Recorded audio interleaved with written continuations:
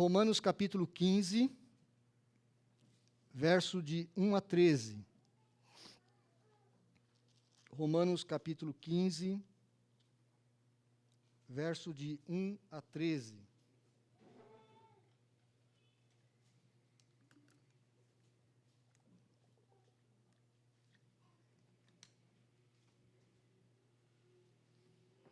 Leiamos o texto. Ou eu lerei o texto e os irmãos me acompanhem. Ora, nós que somos fortes devemos suportar as debilidades dos fracos e não agradar-nos a nós mesmos. Portanto, cada um de nós agrade ao próximo no que é bom para a edificação. Porque também Cristo não se agradou a si mesmo. Antes, como está escrito, as injúrias dos que te ultrajavam caíram sobre mim.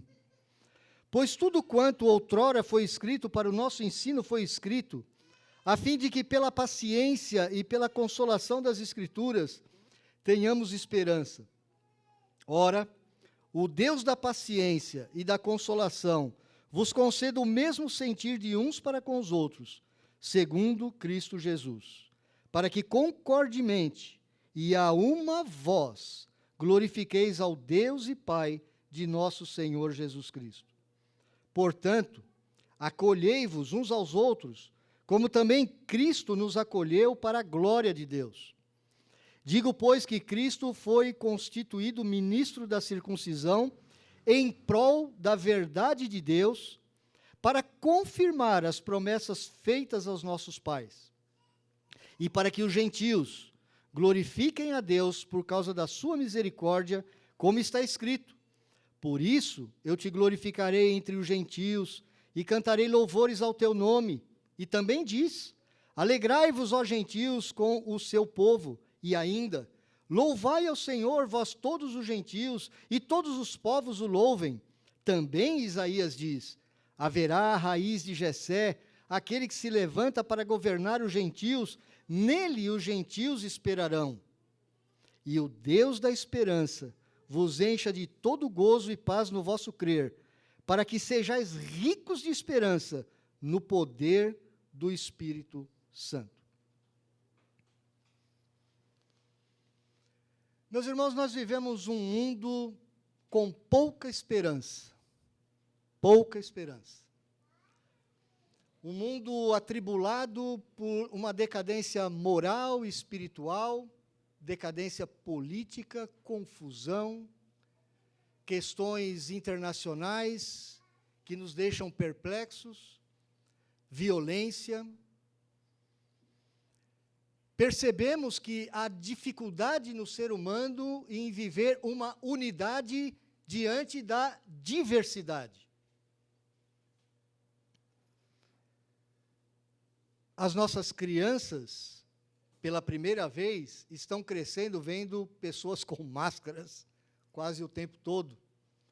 Nós não sabemos ainda o que vai acontecer com essa nova geração.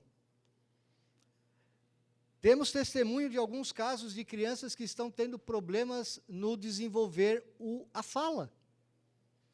Porque quando uma criança desenvolve a fala, ela precisa não só ouvir o adulto falando, mas ela precisa ver a boca falando.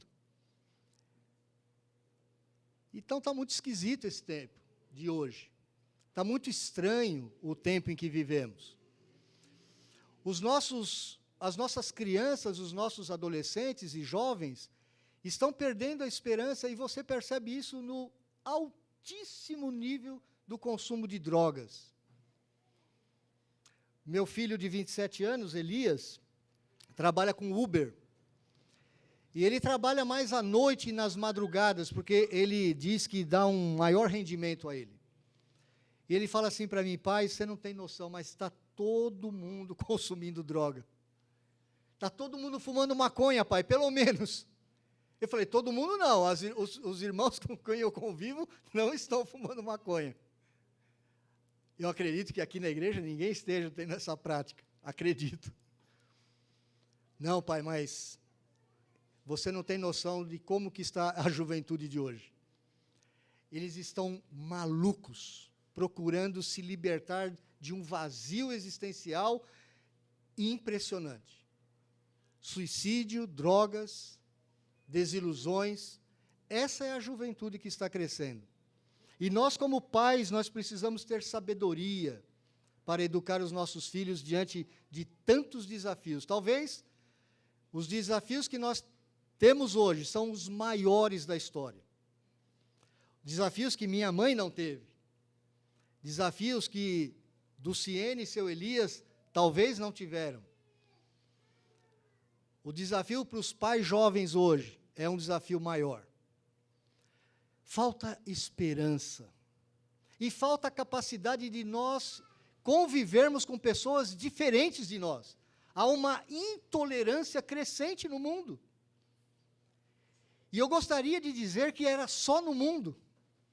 Mas, infelizmente, dentro das igrejas, também cresce a intolerância.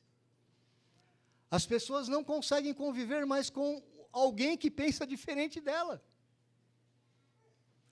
Temos dificuldade de vivermos unidos diante de pessoas tão diversas, com pensamentos tão diferentes, inclusive choque de gerações. Aqueles que têm hoje bebês de colo, ou crianças muito pequenas, e eu tenho falado isso constantemente, irmãos, se preparem. Porque se já está complicado para mim, com 58 anos, compreender o meu Daniel com 16, vocês terão dificuldades maiores do que a que eu tenho hoje. O gap, a diferença, o abismo entre gerações é cada vez maior, porque o conhecimento se multiplica. Uma criança hoje de 4 anos, 3 anos, já domina o celular, já domina o dígito, o digital. A minha mãe, com 83 anos, não consegue. Talvez até alguns adultos mais jovens aqui também não consigam. Esse texto diante de nós, meus irmãos, nos ajuda a, primeiro, compreendermos que há diferença entre nós e precisamos amar como Jesus amou. Precisamos compreender o outro como diferente de nós em coisas superficiais, em coisas secundárias. Aquilo que os teólogos chamaram adiáfora. Coisas secundárias, coisas que não são importantes, mas que nos diferenciam uns dos outros. Esse texto também nos ensina a termos esperança. Termos esperança. Eu sei que temos alguns visitantes aqui e eu queria fazer um resumo do que nós vimos da última sessão dessa carta. Precisamos dizer novamente a necessidade de limitar a expressão de nossa liberdade por amor a Deus e aos irmãos é o princípio-chave do capítulo 14 que nós acabamos de expor domingo passado. Precisamos aprender como crentes fortes a limitar a expressão da nossa liberdade, não só por amor a Deus, mas por amor aos irmãos. Esse é um princípio-chave. A nossa cultura atual, ela insiste em direitos. Talvez a nossa cultura seja a cultura que mais tem direitos e poucos deveres. E é fácil para nós cristãos trazer essa atitude para a igreja. O crente hoje é o crente mais cheio de direitos que tem. As pessoas não gostam quando o culto é de uma determinada forma, então eu procuro outra forma. Eu não gostei muito daquilo que o pastor falou, aquilo que ele falou da palavra me incomodou, então eu procuro coisas diferentes no mercado da fé para que atendam os meus direitos. Afinal de contas, eu sou um consumidor evangélico.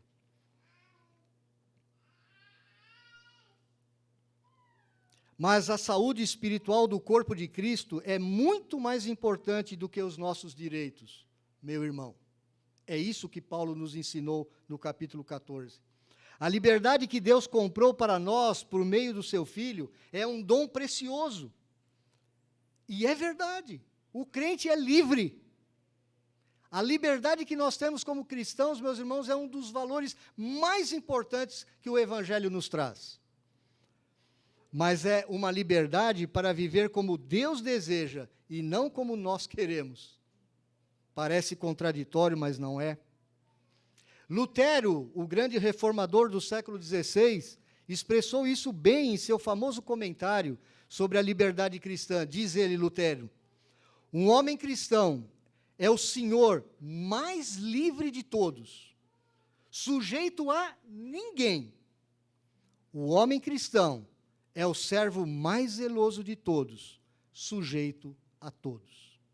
Eu repito a frase de Lutero: um homem cristão é o senhor mais livre de todos, sujeito a ninguém. O homem cristão é o servo mais zeloso de todos, sujeito a todos. Meu querido irmão, nesse texto de Romanos 15, de 1 a 13, ele é um texto muito interessante. Ele é dividido em duas partes, do verso 1 ao verso 6 e do verso 7 até o verso 13º. As duas partes são muito semelhantes. O que você vai ver aqui? Ele começa com uma exortação a nós. Ele nos faz uma exortação, tanto no começo de um, como no começo do outro. Depois ele nos dá o exemplo do próprio Senhor Jesus Cristo. Ele menciona um texto da Escritura e depois faz uma bênção em forma de oração, ou nos dá uma bênção em forma de oração. As duas partes desse texto têm a mesma estrutura. Comecemos com a primeira exortação, que está no versículo 1 e 2. Ora, nós que somos fortes, devemos suportar as debilidades dos fracos e não agradar-nos a nós mesmos. Portanto, cada um de nós agrade ao próximo no que é bom para edificação. Continuando o assunto anterior do capítulo 14, Paulo agora se identifica com os crentes fortes. Ele não faz parte do grupo dos crentes chamados fracos.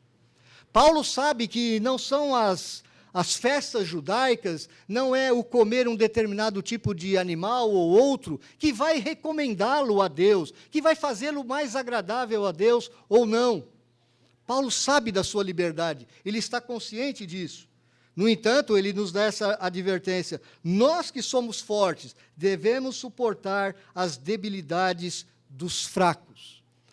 O verbo suportar aqui, meus irmãos, assim como no nosso português, ele tem dois sentidos. Você pode suportar no sentido de tolerar, aguentar, aquele tipo de coisa assim: eu estou suportando a minha esposa, mas está difícil, não estou aguentando. E tem o outro sentido de suportar, é apoiar, dar suporte, colocar o ombro do lado, estar apoiando a pessoa. E o contexto aqui, e a língua grega como a língua portuguesa, ela também tem as mesmas regras. O contexto diz o que a palavra quer nos dizer. Esse contexto aqui está nos dizendo que Paulo está falando para mim e para você: nós devemos nos colocar como suporte, como apoio dos nossos irmãos mais fracos. Não para discutir opiniões, como ele começou o capítulo 14, mas para ajudá-los a crescerem. Os crentes fracos não devem ditar a cultura da igreja, porque senão nós nos tornamos uma igreja legalista. Nós nos tornamos uma igreja daquele pode e não pode, isso aqui é pecado, isso aqui não é pecado, coisas que não têm, na verdade, nenhuma importância. Então, Paulo está dizendo assim: nós devemos suportar os irmãos mais fracos, aqueles que têm debilidade na fé, e não agradar-nos a nós mesmos. Não procurar agradar, então eu sou um crente forte, então aquele crente fraco que acha que não pode comer a carne de porco, que acha que não pode comer um arroz de molho pardo, ou uma, como é que é, galinha cabidela, é isso mesmo? É isso mesmo, galinha cabidela? Esse é lá do Nordeste, né? Então, o crente forte acha assim: mas que bobagem, aquele irmão lá não pode comer uma carne diferente. Não, irmão. Você, como crente forte, você tem que suportar o irmão, você tem que apoiá-lo. Assim como o outro texto vai nos dizer, nós temos que acolhê-lo, viver junto com ele, amá-lo, respeitá-lo. Talvez até ajudá-lo a mudar de ideia. mas procurando sempre na Escritura e não procurando nos agradar a nós mesmos. Essa é uma das marcas de uma igreja madura. Portanto, cada um de nós agrade ao próximo no que é bom para edificar, para crescer. Meus irmãos, quantas vezes no meio do povo evangélico nós vemos pessoas brigando nas redes sociais, se engalfinhando, se ofendendo, por questões, muitas vezes, tolas, questões que não deveriam estar em público sendo discutidas, e as pessoas se desrespeitam, e as pessoas se machucam, procurando agradarem-se a si mesmos, procurando convencer o outro irmão que ele está errado. Meus irmãos, nós devemos agradar o nosso próximo naquilo que é bom para fazer o irmão crescer. Edificar significa construir e não destruir. Mas a tendência do nosso coração é ganhar a luta, ganhar a guerra, ganhar a discussão, é vencer, é diminuir o outro, diminuir o próximo. Mas o que Paulo está dizendo para mim e para você aqui é: não faça isso. Essa é a exortação. E agora ele vai dar um grande exemplo, que é o do próprio Senhor Jesus Cristo.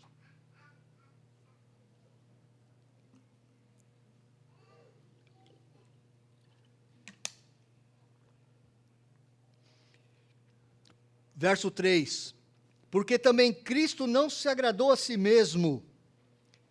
Meus irmãos, Senhor Jesus, o Rei do Universo, o Filho de Deus, ele tinha todo o direito, quando pisou nessa terra, de fazer qualquer coisa. Ele tinha direito de ser agradado, ele tinha direito de falar alguma coisa, se não obedecesse, ele poderia castigar ou levar alguma consequência.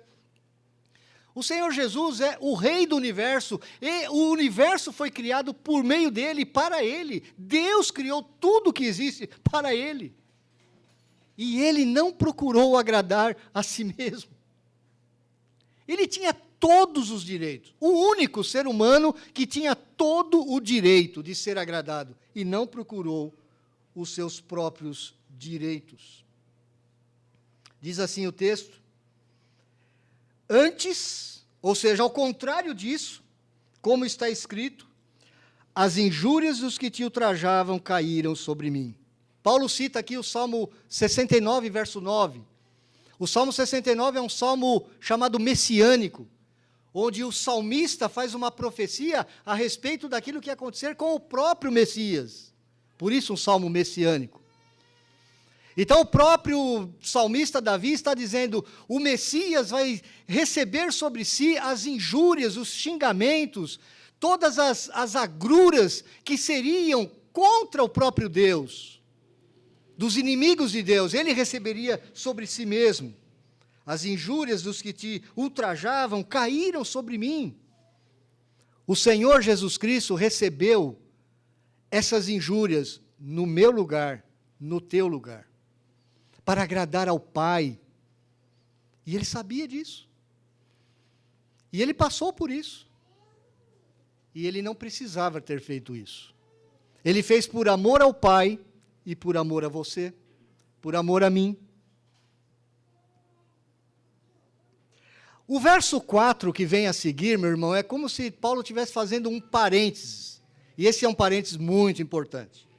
Porque ele diz assim: pois tudo quanto outrora foi escrito para o nosso ensino foi escrito, a fim de que, pela paciência e pela consolação das Escrituras, tenhamos esperança. Meu irmão, aquilo que está escrito na Bíblia a respeito do Messias, que é o que ele acabou de mencionar, não foi só para aquela época. Foi para nós hoje. É isso que o texto está dizendo. Tudo quanto outrora foi escrito, para o nosso ensino foi escrito. Em algumas traduções está para a nossa instrução. Aquilo que está escrito em Gênesis, em Êxodo, Levítico, Número, Deuteronômio, Josué, 1 Samuel, 2 Samuel, 1 e 2 Reis, 1 e 2 Crônicas, em todo o Antigo Testamento, mesmo em Jó, em cada parte da Escritura foi escrito para a tua instrução, para o teu ensino, meu irmão. É isso que Paulo está dizendo. Quando você negligencia o estudo da Escritura, quando você não medita na Escritura, você está negligenciando o ensino do próprio Deus. Tudo quanto outrora foi escrito para o nosso ensino foi escrito a fim de que, pela paciência e pela consolação das Escrituras, tenhamos esperança. Por que muitos crentes hoje não têm esperança, meus irmãos? Porque não estão sendo consolados pelas Escrituras, não estão sendo pacientes, não estão trabalhando a sua expectativa, e, portanto, não há esperança. A sua mente não é cheia da palavra, você não pensa biblicamente, você lê a Bíblia esporadicamente, vez ou outra, durante a semana, mais como um exercício religioso. E nós somos chamados a pensar biblicamente, a pensar como Deus, a ter os pensamentos de Deus. Se você quer ter esperança, meu irmão, você tem que ser um homem e uma mulher cheio da palavra. Você tem que se alimentar da palavra, ela tem que ser o seu alimento de dia e de noite, como o Salmo número 1 nos diz. Bem-aventurado o homem que medita na lei do Senhor de dia e de noite. E não é ler a Bíblia 24 horas por dia. Eu, como pastor, não leio a Bíblia 24 horas por dia. Nenhum de nós aqui tem tempo para ler a Bíblia 24 horas por dia. Nem 12 horas, nem 10, nem 8, nem 6. É meditar na palavra. É guardar, é ruminar. Meditar significa ruminar. A palavra tem que ir para a sua mente, voltar para o seu coração, e vai para a mente de novo. E você fica pensando várias formas de aplicar aquela palavra à sua vida. Leve para o seu coração. Veja o quanto aquela palavra precisa produzir fruto no seu coração. Ele mencionou o texto do Antigo Testamento e está nos falando, se você quiser ter esperança, faça como o Senhor Jesus Cristo. Não se agrade a si mesmo, mas procure pela paciência e pela consolação da Escritura ter esperança. E a esperança bíblica, meu irmão, não é a esperança do mundo. Quando alguém aí fora diz assim, eu tenho esperança que a vida vai melhorar. Isso é uma torcida.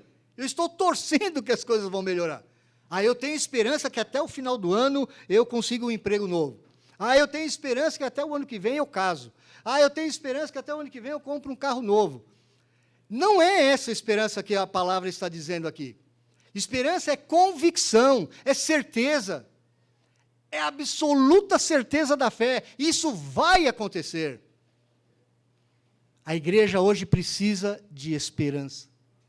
Nós precisamos de homens, mulheres, jovens, cheios de esperança para este mundo, meu irmão. E só o Evangelho pode trazer isso para o nosso coração. Educação é muito importante, eu amo educação. Eu pensei no passado, lá no passado distante, em ser um professor. Eu gosto do ensino. Eu acho que a educação é um dos pilares de uma sociedade moderna, democrática, que prospera. Eu creio firmemente nisso. Mas eu não creio que nenhum tipo de educação, nem que seja a melhor educação do mundo, pode produzir esperança no seu coração. Não pode. Ainda ontem assistimos um filme francês, eu amo filme francês. O filme americano eu acho ele meio superficial. O filme francês mostra a vida como ela realmente é. Como é que chamava o filme, Beth? Amor Impossível. Um Amor Impossível. Começo do filme aparece um rapaz muito galã, muito bonitão, que conquista uma moça, e a moça se apaixona por ele, e cai perdidamente apaixonada por ele. Eu não vou contar todo o filme para vocês, senão eu estrago para você ver o filme. Mas logo no começo do filme, ele diz assim para ela, num dos primeiros encontros, porque ela faz uma pergunta para ele assim, eles perguntam sobre a família, ela era de pai judeu e mãe católica, ela foi batizada na igreja católica, e ela pergunta assim para ele, você crê? E ele diz assim, olha, eu criei até uns 12 anos de idade. Depois eu comecei a ler Nietzsche, e eu li Nietzsche e agora eu não creio em mais nada. E aquela palavra, ela é fundamental para o restante do filme. Porque é a partir do conhecimento que ele teve de Nietzsche, e ele era um homem educado, era um homem que falava várias línguas, ele era um intérprete, ele viajava pela Europa inteira, ele tinha muito conhecimento, mas moralmente aquele homem causou uma grande desgraça na vida de muitas pessoas. A educação não traz esperança para o coração humano, eu tenho absoluta certeza disso. Eu conheci pessoas extremamente cultas, pessoas inteligentíssimas. E eu vi a diferença entre aquilo que o Evangelho faz na vida de uma pessoa e o que só a educação faz na vida de uma pessoa.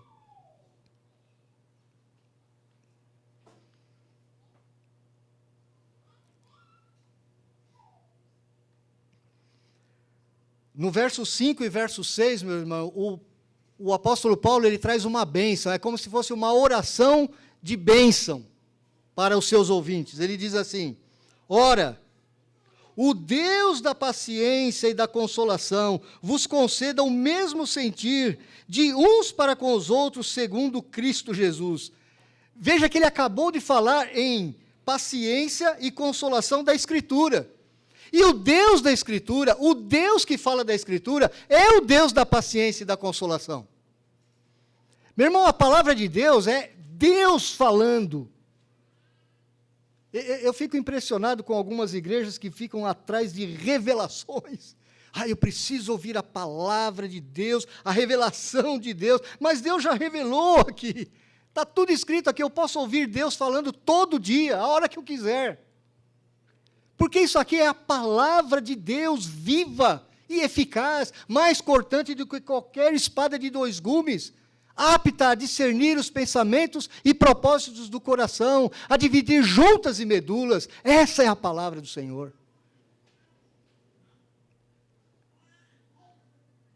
O Deus da paciência e da consolação é o mesmo da Escritura. É Ele que soprou a Escritura para os profetas. E esse Deus da paciência e da consolação, Ele vos conceda o mesmo sentir de uns para com os outros, segundo Cristo Jesus. Ou seja, Ele está pedindo em oração, em forma de bênção, que o Deus de toda consolação, o Deus de toda esperança, dê a vocês o mesmo sentimento e que vocês possam unir-se e não ficar discutindo pequenas coisas. Segundo Cristo Jesus, segundo Jesus Cristo fez, o exemplo dele de humildade, porque ele não procurou agradar-se a si mesmo. E no verso 6 ele termina a bênção, a primeira bênção, para que concordemente e a uma só voz, ou a uma voz, glorifiqueis ao Deus e Pai de nosso Senhor Jesus Cristo. Ou seja, que vocês tenham união, mesmo que vocês diferenciem-se em coisas secundárias, em coisas superficiais, em questões que não são importantes à fé, porque vocês são diferentes. Aqui nós temos mulheres e homens. Você já viu que coisa diferente entre mulher e homem? Tem um livro secular que chama Homens são de Marte e Mulheres são de Vênus.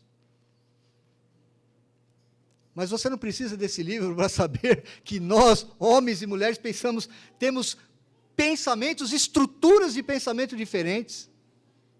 Temos pessoas idosas e jovens aqui dentro. E são culturas diferentes, são pensamentos diferentes. Temos pessoas da capital e temos pessoas que vieram do interior. Tem pessoas que cresceram no campo e tem pessoas que frequentaram as melhores universidades. Aqui mesmo nós temos diferença entre nós. Mas nós podemos, meus irmãos, como um coral, cantarmos, orarmos e falarmos concordemente a uma voz. Se nós não nos pegarmos essas questiúnculas, essas questões pequenas, que só fazem diferença entre os irmãos. E não é só aqui dentro, com outros irmãos de outras denominações. Dona Maria Ilza, né, Dona Maria Ilza, como a gente tem uma amizade gostosa até hoje, né? Dona Maria Ilza um dia chegou e falou assim para mim, pastor, olha, o senhor vai me perdoar, ela ficou toda sem jeito, né? O senhor vai me perdoar, eu estou gostando muito das suas aulas, eu gosto das suas explicações, eu amo estudar a Bíblia com o senhor, eu gosto da igreja lá do Jardim Fortaleza, amo os irmãos, estou bem recebida, eu gosto de estar ali, mas eu nasci pentecostal, pastor. Eu vou para a igreja pentecostal. Falei, minha irmã, vá tranquila. E até hoje eu tenho a amizade espiritual com essa irmã.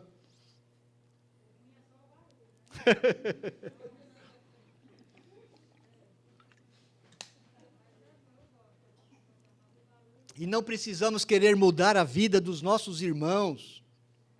Precisamos nos unir em Cristo Jesus, naquilo que é primário, para que concordemente a uma voz glorifiqueis ao Deus e Pai de nosso Senhor Jesus Cristo. Meus irmãos, você está entendendo que isso tem a ver com o cântico que nós cantamos? Quando nós mostramos unidade, quando nós mostramos amor entre nós, quando nós podemos, inclusive, respeitar o nosso vizinho, seja ele de que crença tiver, se nós pudéssemos agir desta forma, nós estamos glorificando ao Deus e Pai de nosso Senhor Jesus Cristo. Agora, quando nós estamos brigando, quando nós estamos discutindo, quando nós estamos fazendo diferença entre pessoas, quando eu faço a minha panelinha aqui, quando eu desprezo o irmão que pensa de forma diferente de mim, eu não estou glorificando a Deus. Eu estou envergonhando o Evangelho de Cristo. Segunda parte do texto, ele volta para a exortação de novo. Portanto, acolhei-vos uns aos outros, como também Cristo nos acolheu para a glória de Deus. O acolher aqui, eu já expliquei há 2 semanas anteriores, o verbo acolher aqui não é simplesmente, tá bom, vai Beth, eu vou andar junto com você, embora a gente não se dá muito bem, mas eu vou andar junto com o meu irmão. Não, não. O acolher aqui é andar junto mesmo, em amor, unidos, com os mesmos projetos. É receber alguém como Cristo nos recebeu. Como também Cristo nos acolheu para a glória de Deus. O Senhor Jesus Cristo chamou chineses, americanos, franceses, africanos, bolivianos, paraibanos, baianos, paulistas, brancos, negros, ricos e pobres, cultos e ignorantes. Deus chamou uma variedade enorme de pessoas para a glória de Deus. Meu irmão, o céu vai ter uma diversidade enorme. O novo céu e a nova terra vão ter pessoas das mais variadas matizes. Então, se você quiser estar se preparando para morar no novo céu e na nova terra, ou habitar nos céus do Senhor, você precisa aprender a conviver com pessoas diferentes de você. O Senhor Jesus Cristo também nos acolheu para a glória de Deus.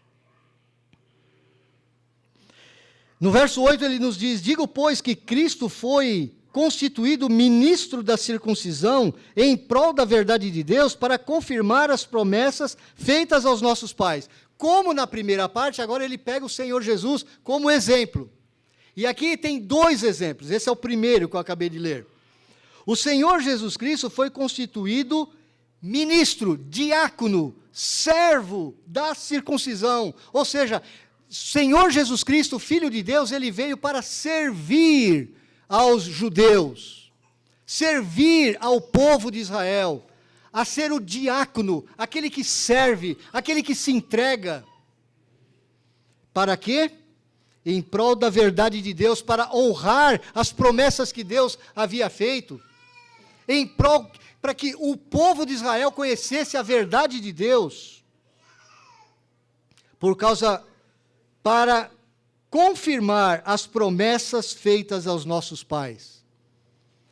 O Senhor Jesus Cristo, ele se entregou, ele se deu para honrar ao Pai, para fazer a verdade de Deus conhecida. E para isso, ele se tornou um servo, um ministro, alguém que serve aos outros. Você já imaginou isso? Você já imaginou o presidente da maior potência do mundo, que hoje ainda é os Estados Unidos da América do Norte, sair da Casa Branca e ir para um lugar paupérrimo da cidade de Nova York e talvez ali servir sopa? Alguns presidentes americanos já fizeram isso. Talvez mais como motivo político do que realmente como um coração de servo. O Senhor Jesus Cristo, o Rei do Universo, ele veio para servir ao povo judeu, como ministro da circuncisão. Mas não veio só para eles. E, verso 9, para que os gentios glorifiquem a Deus por causa da sua misericórdia. Eu e você somos gentios.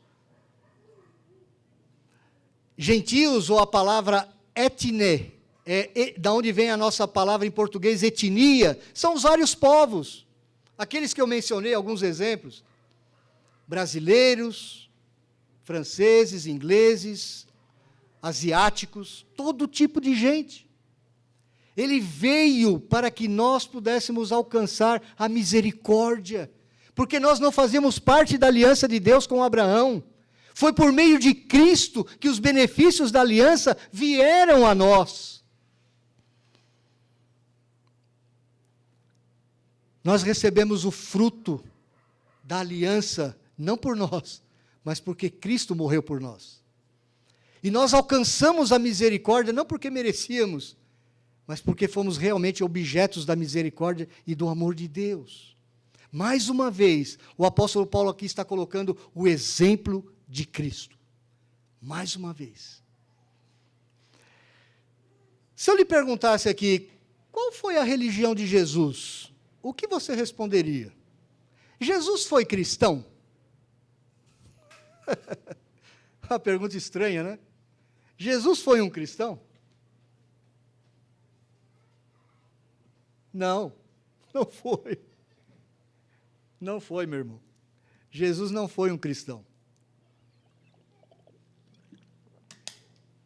Porque para ser um cristão, você precisa ter perdão de pecados. Você precisa receber o sacrifício de Cristo no seu lugar. E o Senhor Jesus não tinha pecado algum. O Senhor Jesus Cristo, ele era aquele homem perfeito, que na figura de Adão falhou no Éden. Ele foi o homem que agradou o Pai o tempo todo, que obedeceu. Ele foi o homem que não comeu da árvore do conhecimento do bem e do mal, porque ele seguia simplesmente a palavra do seu Pai. O Senhor Jesus Cristo não era cristão nesse sentido. Então, de certa forma, você não pode imitar a Cristo em todas as coisas. Porque Jesus Cristo morreu por nós, a sua igreja, você não pode fazer isso. No entanto, nós somos chamados a imitar a Cristo na sua ética, naquilo que ele pensava. E aqui é mais um exemplo. O Senhor Jesus Cristo se tornou servo por amor ao povo judeu e para que o povo gentil alcançasse misericórdia. Então nós também precisamos ter isso como exemplo. E agora, da mesma forma que na primeira parte, ele cita vários versículos do Antigo Testamento. Como está escrito, por isso eu te glorificarei entre os gentios e cantarei louvores ao teu nome. Profecias do Antigo Testamento falando a respeito do Messias que viria. Veja que aqui é o próprio Messias dizendo, eu te glorificarei entre os gentios e cantarei louvores ao teu nome. Ou seja, o Senhor Jesus Cristo ia trazer a capacidade de louvar para nós, as gentes, as etnias, os povos. Você hoje pode louvar ao Senhor, porque o Senhor Jesus desceu dos céus para morrer no teu lugar. Depois ele diz, alegrai-vos, ó gentios, com o seu povo. Alegrai-vos, ó gentes, ó nações, com o povo de Deus, com o povo de Israel. Na mesma base. E ainda, louvai ao Senhor, vós todos os gentios, e todos os povos o louvem. Veja que a progressão aumentou, agora você louva ao Senhor. E também Isaías diz, haverá a raiz de Jessé, aquele que se levanta para governar os gentios, nele os gentios esperarão, esperança. O Senhor Jesus Cristo governa sobre mim, sobre você, sobre as etnias, e nós esperamos no Senhor Jesus Cristo. Agora, o que você talvez não tenha percebido nesse texto, é que ele menciona um texto da lei, um texto dos profetas, e um texto dos escritos. Por que isso? Porque a Bíblia hebraica ela é dividida em 3 grandes blocos. E você vê o Senhor Jesus Cristo às vezes falando assim, não está escrito na lei e nos profetas? Não está escrito na lei, nos profetas e nos escritos? Toda a Escritura fala a respeito da obra do Messias.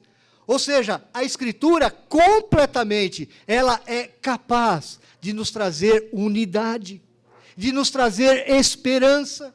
Mais uma vez, ele repete, porque ele está dando ênfase nisso.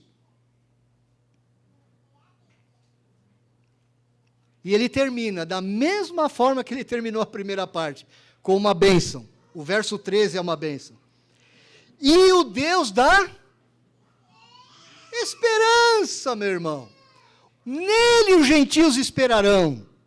O Deus da esperança vos encha de todo gozo, de toda alegria e paz no vosso crer, para que sejais ricos de esperança no poder do Espírito Santo.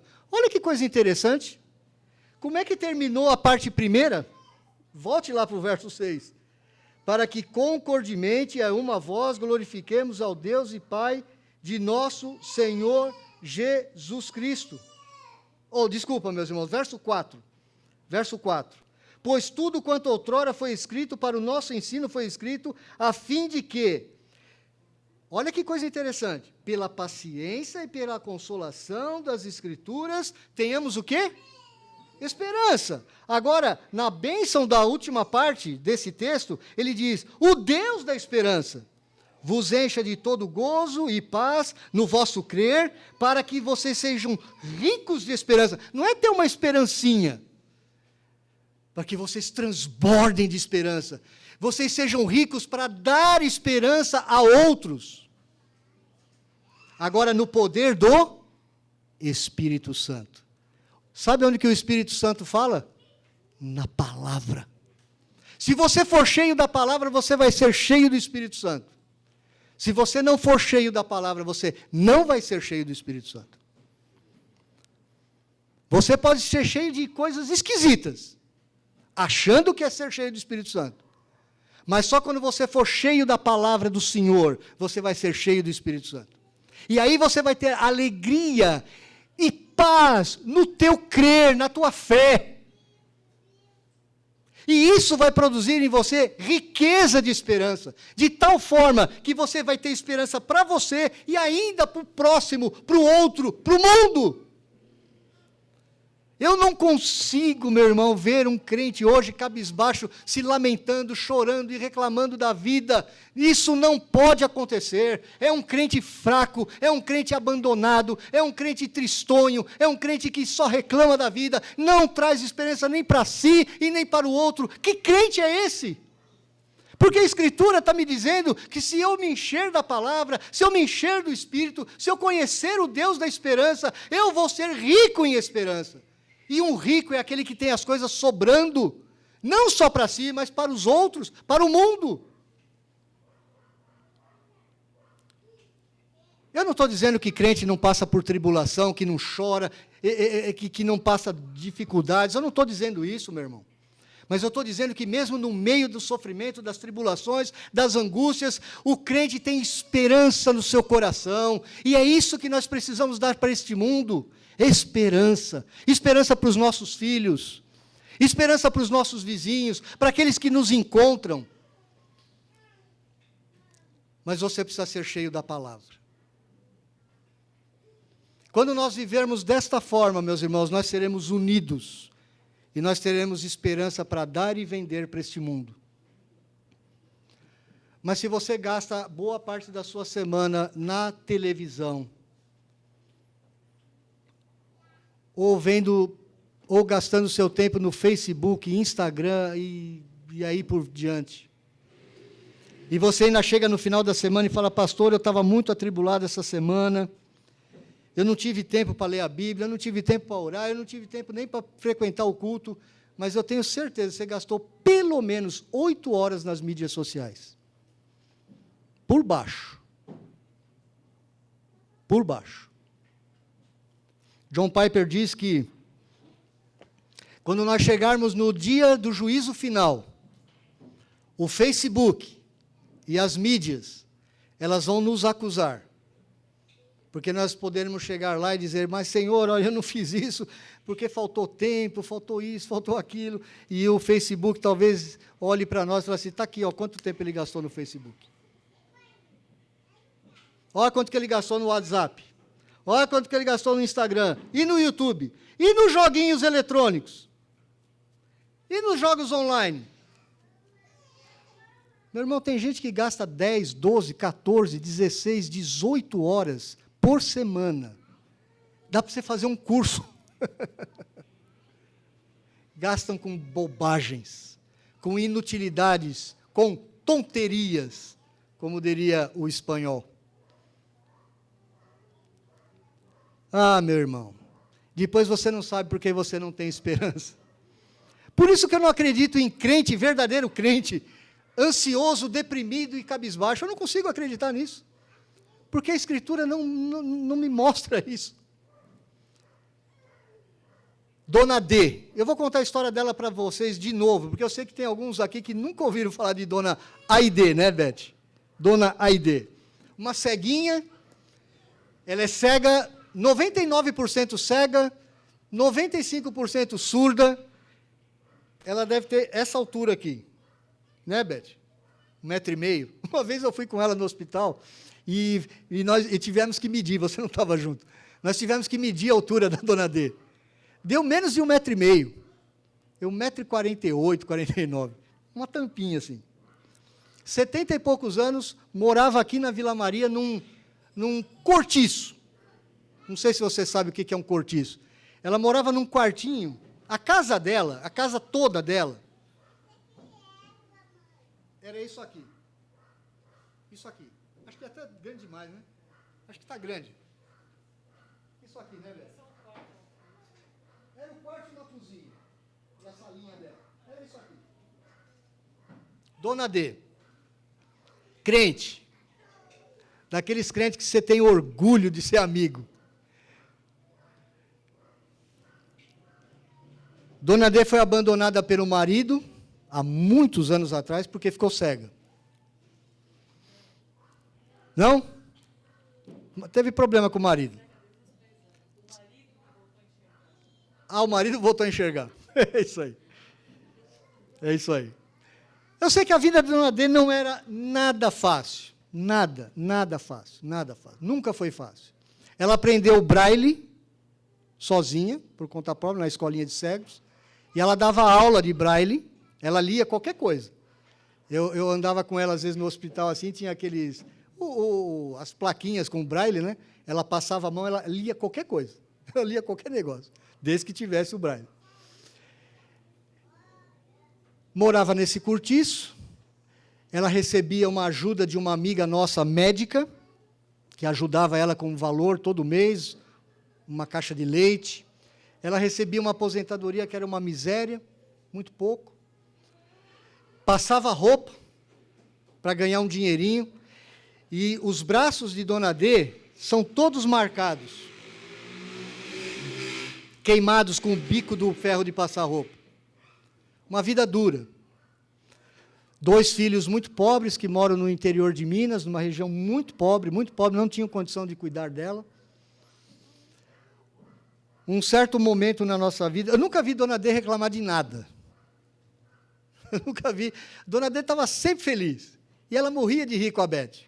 Conversavam horas e horas. Eu não sei que ela ria tanto, mas ela e Beth riam demais. Quando eu fui para o seminário, logo depois, Nós tivemos alguns problemas em casa, com o Elias ficou doente e tal, eu gastei muito dinheiro na época, e nós passamos umas dificuldades bem grandes. E a Beth até comentou com ela, e a dona D, ela devia receber no total, R$500, talvez, para se manter. E ela chegou e falou assim para a Beth, bem séria, ô Beth, eu tenho a minha cesta aí, você não quer dividir comigo? Você pode levar metade da minha cesta. Olha, aquele dinheirinho que eu recebo lá da doutora Cristina, eu também posso dividir com você. Ah, meu irmão, como nós precisamos crescer na graça e no conhecimento do Senhor Jesus Cristo. Como nós precisamos ter esperança no nosso coração. Você pode ser cego, você pode ser surdo, você pode ter 70 e poucos anos, você pode não ter recurso algum nesse mundo, mas você pode ter a esperança do Senhor Jesus Cristo no seu coração. Não gaste a sua vida com inutilidades. Vamos orar mais uma vez. Ó Pai, nós nos preparamos para a ceia do Senhor, a verdadeira Páscoa, que é o Senhor Jesus Cristo que morreu na cruz em nosso lugar. E nós te louvamos porque o Senhor conquistou para nós grandes coisas. A tua salvação é maravilhosa, ó Deus, e nós ficamos cada vez mais empolgados, encantados com a tua grande salvação.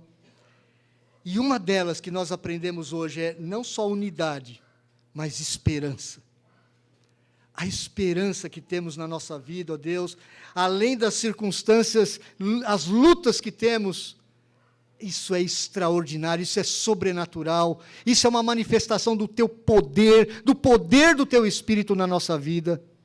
Glória a Deus nas maiores alturas, louvado seja o nome do Senhor, bendito seja, ó Espírito do Senhor.